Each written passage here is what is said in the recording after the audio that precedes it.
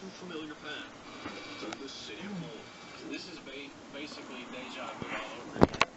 Fortunately for us, this was not a major occurrence like the last one was. Suburb of Sand Springs. It didn't just hit the ground and moved, it was jumping around it. Shattering this community of mobile homes, killing one of the residents inside.